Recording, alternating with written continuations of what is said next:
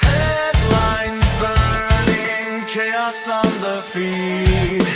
Woke mob shouting what we're allowed to read. Aliens landing while the pundits cry.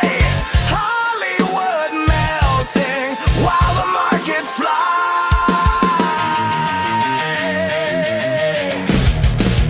Anthony! The conqueror!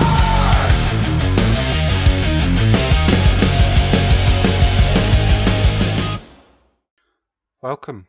This is a last minute. Well, I say last minute. I planned it yesterday because I saw this trailer come out yesterday and I was absolutely friggin' over the moon because I love the Dune series. I'm one of the few that actually loved the ones that were made in the 80s. I think the modern ones are better. I'm not a fan of the spin-offs. You know, in the early 2000s we had the Dune TV series, and then recently we had one. Was it called Dune Prophecy? Didn't like it. It was boring, in my opinion.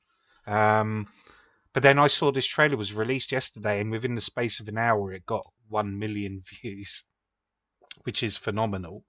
But I thought, you know what? I just want to save it, get some work out of the way, and dedicate my reaction to it in real time with you. I've read some of the books. I'm not the biggest nerd when it comes to the Dune series. I know most of the characters and what eventually happens and how the universe works. I love sci-fi. So, you know, when it comes to Dune, Star Trek, Warhammer, Starship Troopers, Aliens, Predator, these are my things that I really, really enjoy. So I knew they were going to make a Dune 3, what fans are calling Dune Messiah, because that's basically what this story is about. It's the aftermath of the Holy War, the Jihad, that Paul Atreides goes on after the second movie. So, do you know what? Sod this. Let's just bloody watch the thing, yeah? And I may pause it occasionally, but I'd rather give an overall opinion at the end. But I may pause it here and there if I see something really good. Let's hope. Let's go.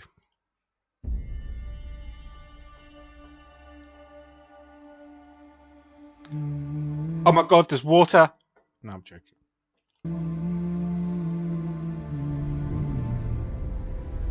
If we have a girl, what will we name her? Her name should be Ganima. She would need to be strong, like her mother.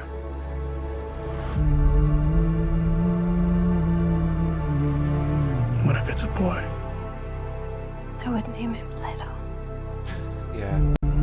If anyone doesn't realise, because I saw when the film was announced, a lot of people saying, "Oh, we should see what's called the God Emperor," which is basically a human sandworm hybrid. That's not relevant to this story because that takes place like in the future after this. It's Leto, Paul Atreides' son, and then he lives for like not Paul Atreides, but Leto lives for like 3,500 years as a sandworm slash. It's kind of gory. It's very Lovecraftian, but that's what it's. That's what that. Okay, the tie-in. It's good. I wonder if they're going to make more spin-offs then. I hope it doesn't get watered down and we have like 10 movies like bloody Fast and Furious. But let's see.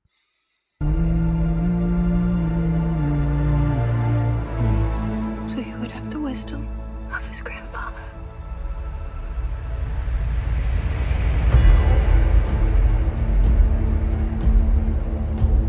War feeds on itself.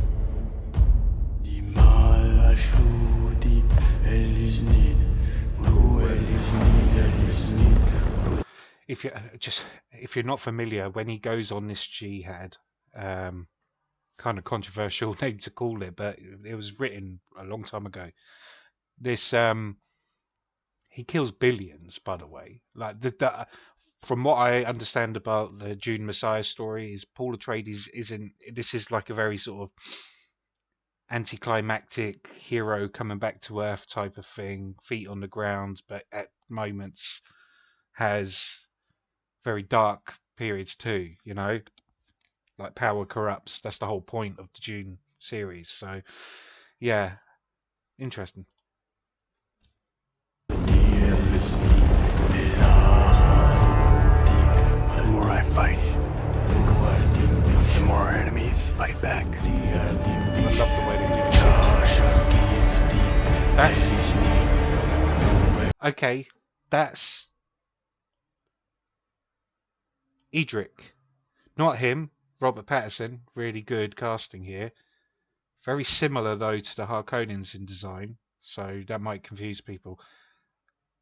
I'm wondering if this is Edric, which if you've seen the original Dune, I'm not talking about the one a few years ago, I'm talking about the one in the 80s. You had this big like fish tank with a mutated human in it. It looks like a creature, and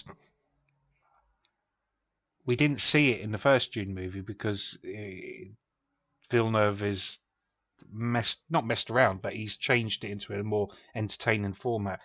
I'm wondering if this is Edric. If that's the case, then he's basically like a human fish that breathes in spice inside these sarcophaguses slash tanks. There's no aliens in the Dune universe. People, I mean, apart from sandworm and the occasional little critter, but there's no actual like intelligent alien race that I'm aware of. I might be wrong in case they've written any more. So there's a lot of mutations, and I'm starting to wonder: are these part of the Benny? I can't remember the name. Benny Therax. They're like they make the Harkonnen. They were like doctors to the Harkonnens. They're like plastic surgeons on steroids. These guys are majorly up in the head. They mutate bodies, biological warfare, so many different things. They really are kind of sick and twisted, but interesting. I hope that is Edric. I'm doing the best I can to protect my family.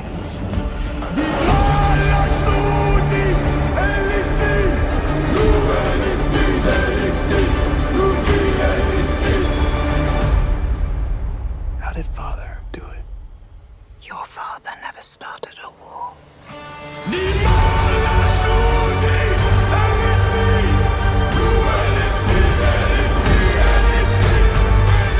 So cool. Look at that proper space opera. You know, when you see the thing. I'm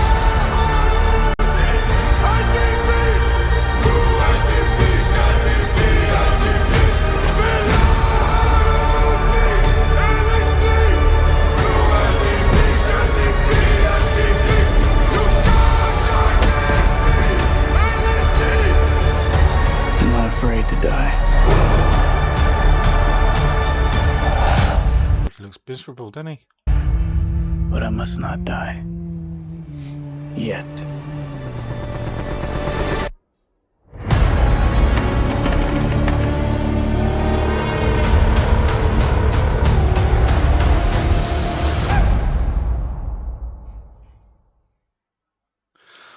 Wow. Very good. Exciting. Very exciting. Definitely going to go cinema to watch that one. I only tend to go cinemas when it's big big blockbuster movies. And this is definitely one of those. There are a few concerns and good things too. The only concern I've got is that there's still a heavy focus on Chani, or Chani, his missus that he has the kids with, because in the book she was a character, but she wasn't a main character. And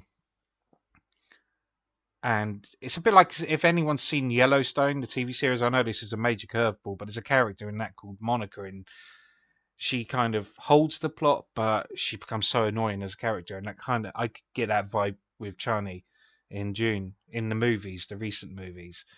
But apart from that, I mean, it looks beautiful. The ships, the space opera, and I'm surprised. It looks like there's a lot of action in this as well. Some big battles, fights, which I'm happy to see because I do know that Dune Messiah, the story, the book, is a lot more espionage, political, dramatic, as opposed to epic with battles. So I think what Villeneuve has done is he saved some material from the first two movies, and he's kind of to put it towards this, so you get like a battle in each one, which makes sense for entertainment values. But apart from that, I think it looks fantastic. Um, these ones are always hard to get right because you're seeing like the downfall of a hero in this case. So, first movie he's a kid, second movie he finds his feet, he's now he then becomes a hero, a messiah.